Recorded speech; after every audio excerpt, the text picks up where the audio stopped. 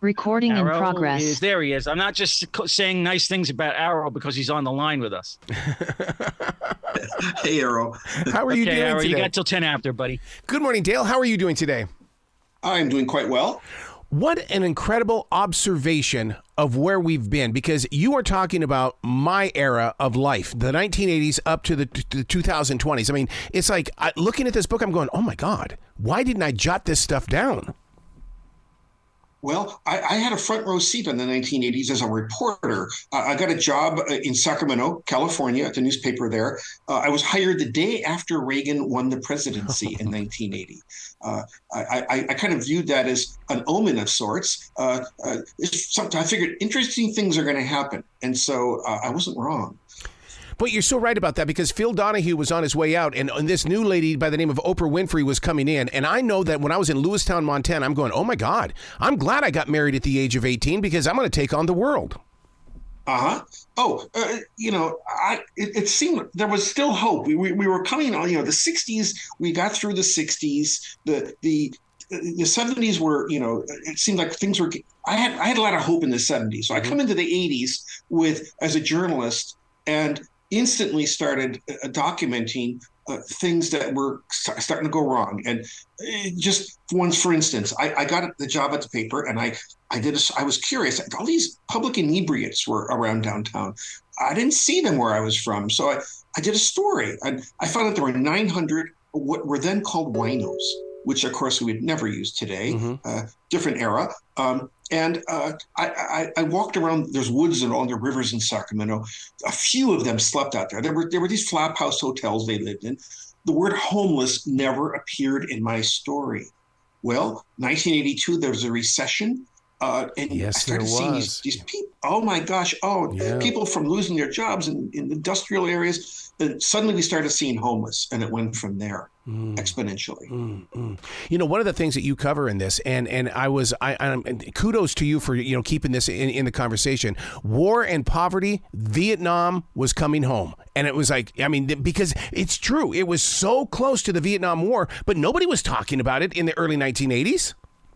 Oh, no. I did a story about the 10-year anniversary of the war ending in 1985, and a fellow named Mike Fostar, a veteran, an amazing story of survival. Agent Orange, the defoilant we used to get the troops, Viet Cong troops exposed in the jungle, was very toxic, and he had cancer from it.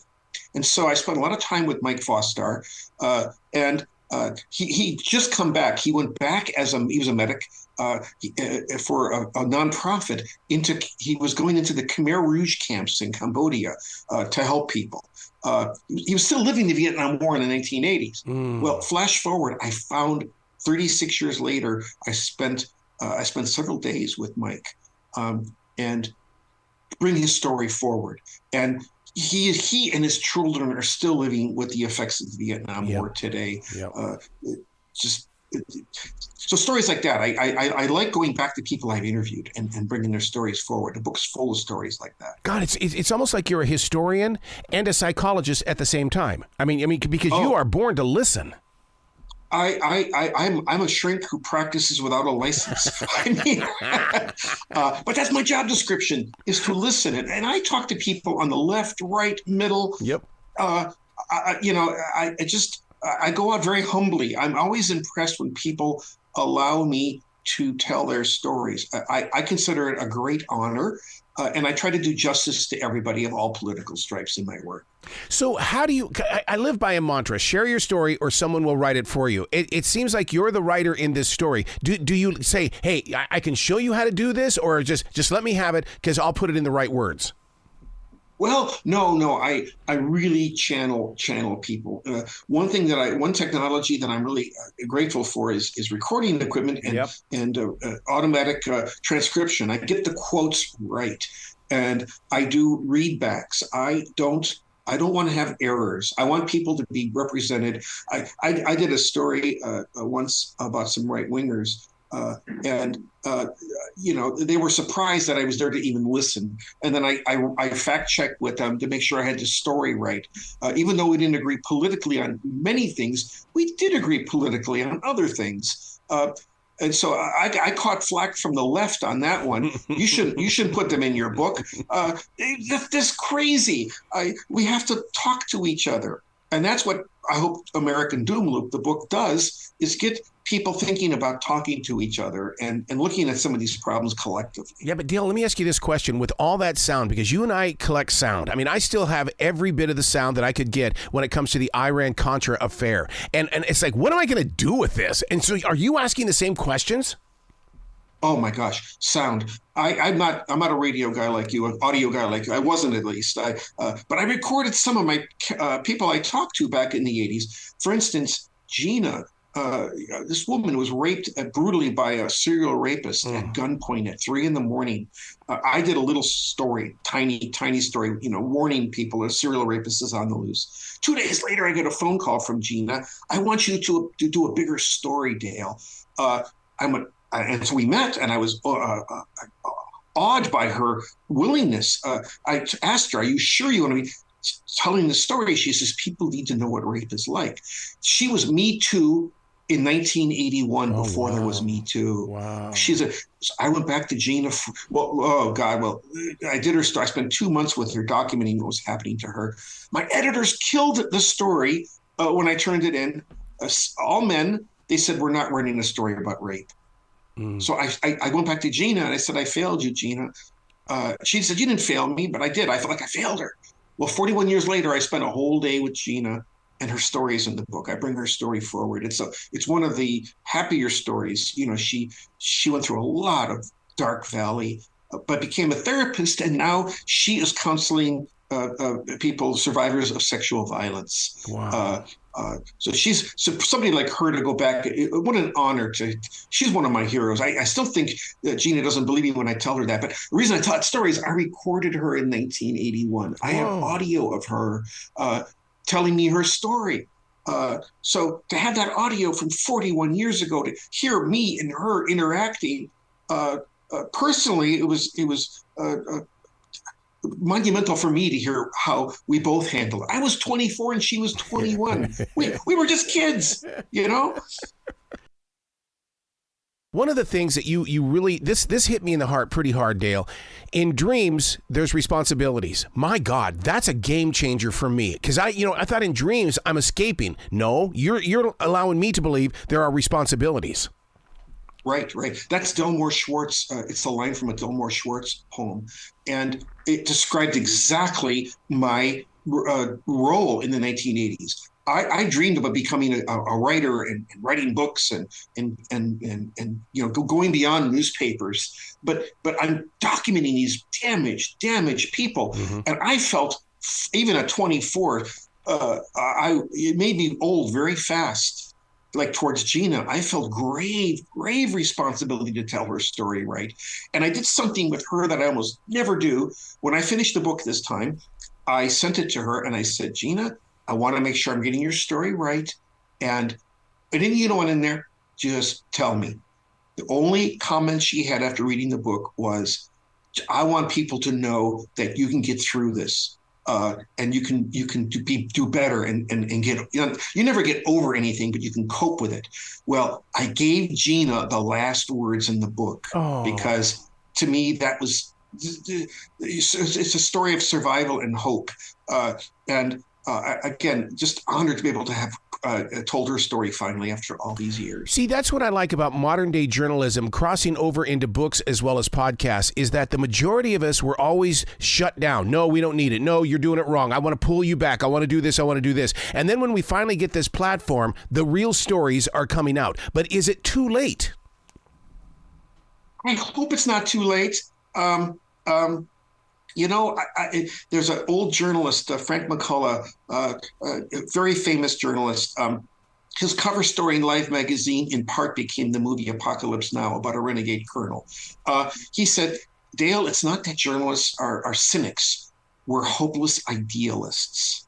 And I count myself in the camp of being a hopeless idealist. For our sake, I hope we can learn these lessons from the past. Yeah.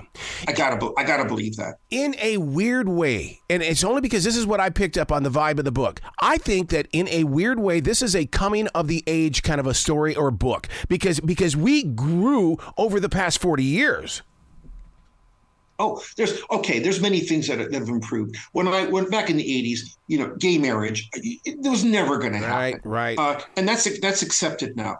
We have a long way to go, but the environmental movement was around. But there's so much more awareness now about what we're doing to this planet that didn't exist. I see it in my classroom. I teach journalism. I've been teaching now. I love newspapers, and I've been teaching for 32 years. The male students have changed. I used to have to urge women to talk in class. The men would overshadow them. Yep. The young men today, I do not see that issue. I see a lot more equality in the classroom between the genders. So. There's a lot of darkness, but there's a lot of things that have improved in my lifetime. Yeah, but let me ask you this, though. I'm a broadcast instructor. I've been doing it since 1988. But today, the difference between the up-and-comers, they think they're stars right now. Is it the same thing for you as in a journalist class? Because, I mean, they think they're ready to go. They want that YouTube page. They think, I've got the voice of tomorrow. Right. Oh my God, influencers. Don't get me started on influencers. My students, at least most of them are print oriented, word oriented. I get plenty of audio. I mean, audio is big, but I don't see too much arrogance on that front. At least in the people I have in my classroom. I think they know they have to earn their chops. But there's more than being a star. Back in the day, they all wanted to be, a Walter Cronkite or, one of the anchors. So there's always been that star allure of journalism. But I think the workhorse bunch of us, and the ones I'm teaching, they really want to go out and do good for the world. I hope that, and I hope it stays that way. Yeah. I'll tell you something that when readers and listeners get to this part of the book, they're going to stop and they're going to have to catch their breath. You got a gun in high school.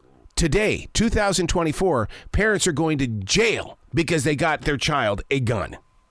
Right. Oh, I used to hunt when I was a kid. I mean, I grew up in Ohio. It was like rabbit hunting, and I didn't get anything, but we'd get out in the woods, and we would shoot at branches. I would never shoot a bird. We didn't do that kind of garbage. I mean, we wanted to get a rabbit and eat the rabbit. That was normal. And for a lot of rural America, it's still normal. Today, I don't know if going where it's going on now. There's no way my parents should have got me a gun. Yeah.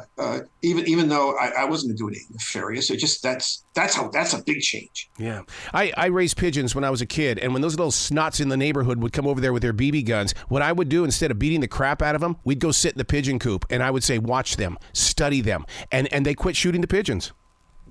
Oh wow. Why? That's a less. You were an amateur shrink.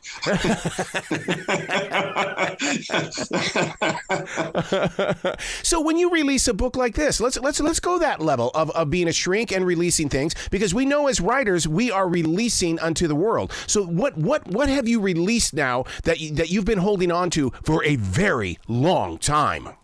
Oh my gosh. Well, personally, it was cathartic because I dealt with a lot of violence in the 1980s. Murders, mass murders, just brutal stuff. The war, two conflicts, El Salvador and the Philippines. So personally, it was cathartic. I think I sent a book to Mike Foster, the Vietnam War vet, in my book, Gina, and another person, Hillary, and it was cathartic for them. To go out to this project in the past. I hope it's cathartic for the reader, even younger readers, to see where the country's come from and where we are now. I always say, it's a moving picture. So much of of daily journalism is a snapshot, like a Polaroid, old-fashioned Polaroid, or just a snappy on your phone. But it's a movie, and we have to understand the movie to understand the present. So what happened back then and what's happening now, carry it forward. What should we do next? That's my goal as a writer and a journalist, and really what I tried to do in this book. That's so interesting that you just said that, because on my note page here, it says, we're looking back at the seed called the 1980s, but what about 2030? My God, you're spot on. You've got the future in mind. Oh, absolutely. It's that old cliche. Those who don't, learn from the past are condemned to repeat it. Let's learn and let's deal with some of these things. That's my message. As a poet and being on the Barnes & Noble tour for 2.5 years, one of the things that I learned a lot of, and you being in Central America, so hopefully you can answer this question. I heard they use poetry as a way to communicate between the lines, because they didn't want the other side to know what they were saying, but through poetry, they knew what they were saying. Oh my gosh. Okay. In El Salvador, I knew somebody who worked for the FMLNA, the radio station in El Salvador, the guerrillas radio station. She told me many, many things. I didn't hear about that. Next time I see her, I'm going to ask about that. But no, that's news to me. Because that's what limericks are all about. Because during their time in Ireland, they used the limericks in order to get the word across the line. Well, so many cultures, repressive cultures, poetry and fiction they're used to transcend censors. Yeah. Art has power, and we've seen it many times. So hopefully, words, poetry, books, podcasts. It's a process to get people thinking. Yeah.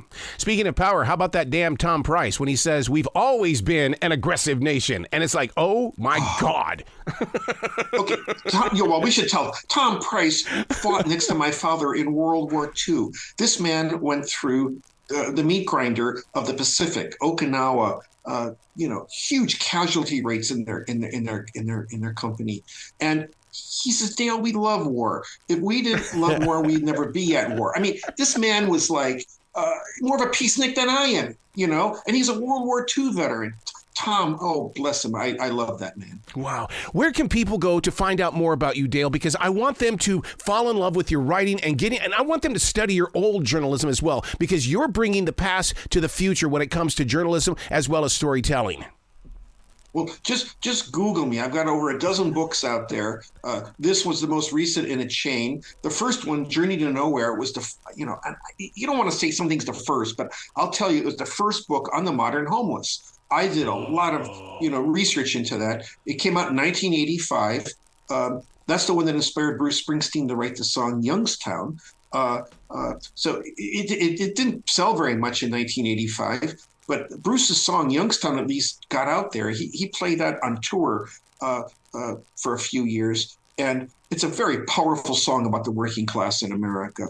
So listen to Bruce's song Youngstown. Actually, don't buy my book. Everything's in that 220 words of his song that my whole book says. He really captures. I think every person should do a story or some sort of a work with the homeless. And here's the reason why. Two things changed my life, because in the early days of podcasting, I did this gigantic series on homelessness. And one man outside a hospital said, I'm not homeless. You're in my living room right now. And then another person corrected me and said, I am a person of homelessness. I am not homeless. I'm just a person of homelessness. There's agency in that. The word homeless should not be used to describe somebody that way. But unhoused works in other times. So anyway, that's a lot going on here, man. Wow. Please come back to this show anytime, Dale. The door is always going to be open for you. Appreciate it. And thank you for having me on. Well, you be brilliant today, okay? Okay, Arrow. Bye.